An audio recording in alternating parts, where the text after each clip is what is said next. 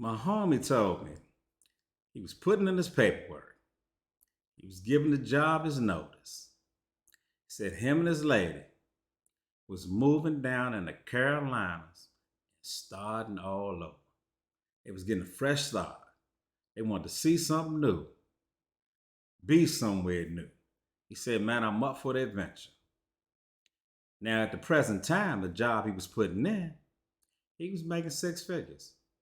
He had great benefits. I mean, he was taking vacations. He was living a life. But his woman had got a real nice job offer, about 4 or 5 hours down the road in the Carolinas. And I asked him, I said, I hear you about to move down there. I said, but do you have anything lined up yet?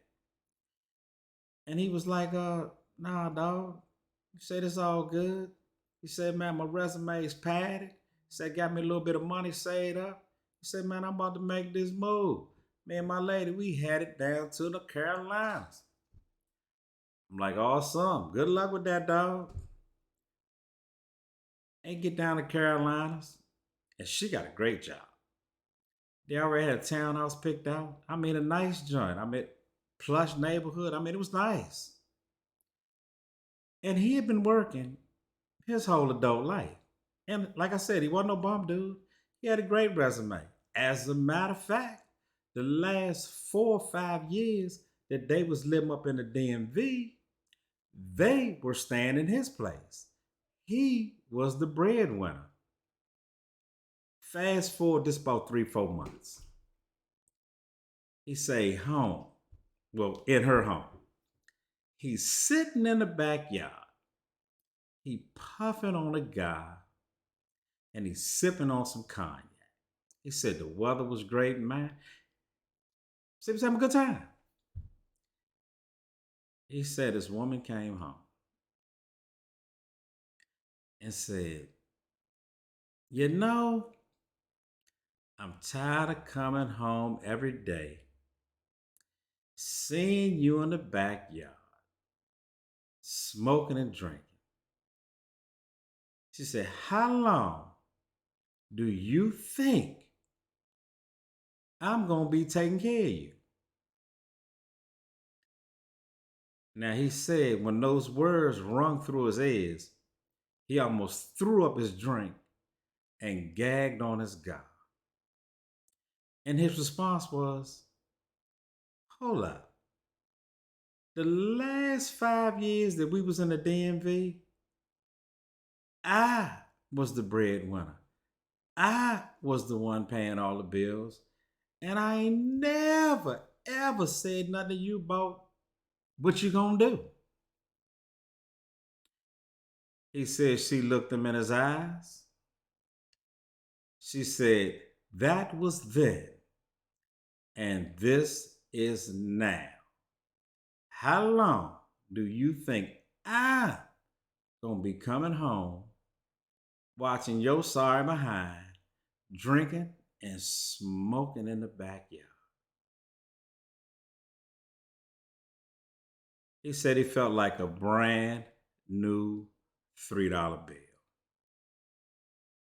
Because he said he had been putting in job applications.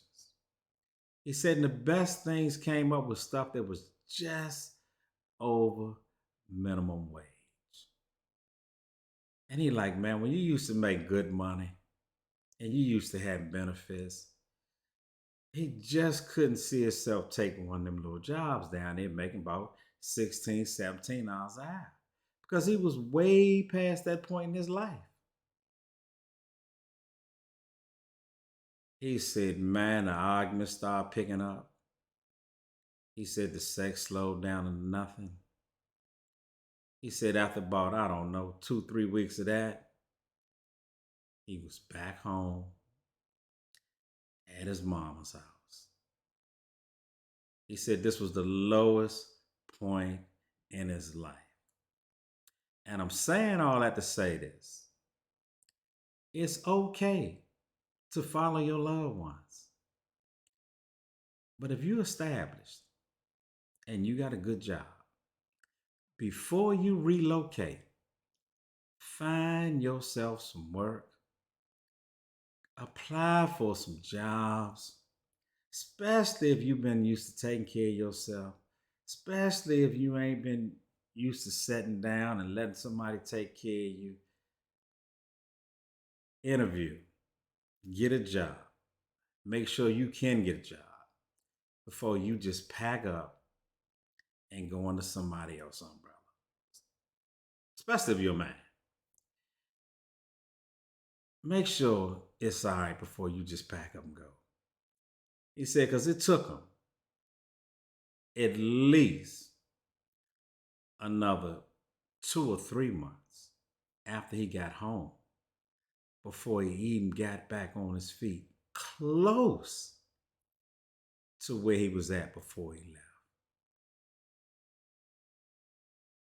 So all I'm saying is, it's okay to follow your loved ones if you want to, but at least make sure you got a job or something there. Don't get nowhere and you used to making 6 figures, and next thing now you looking at a $15 hour job.